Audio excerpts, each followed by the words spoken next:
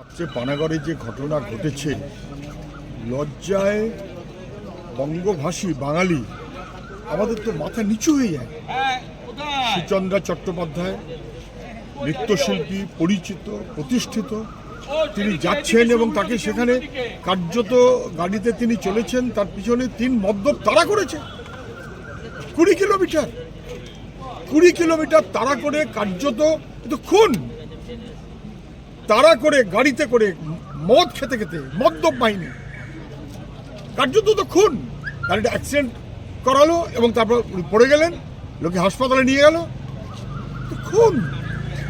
আমি জানি না এখনো পর্যন্ত কেউ গ্রেপ্তার হয়নি। আমাদের মানুষ যারা, কর্মী যারা আছেন, নেতারা, তারা গেছিলেন ওর বাড়িতে, সেটা তো সহানুভূতি, সেটা তো পাশে আছি, সেটা তো লড়াইতে আছি, প্রতিবাদে আছি। কিন্তু মেয়েটিকে এভাবে যে খুন হতে হলো, তার দায় কে নেবেন? কি করছে পুলিশ, কি করছে মুখ্যমন্ত্রী? মেয়েদের কোনো নিরাপত্তা নেই, পশ্চিমবাংলায় কোনো মানুষের কোনো নিরাপত্তা নেই, মহিলাদের কোনো নিরাপত্তা নেই। এটা দিনের আলোর মতন স্পষ্ট হয়ে যাচ্ছে। দুর্ভাগ্য এই রাজ্যটা মুখ্যমন্ত্রী মুখ্য।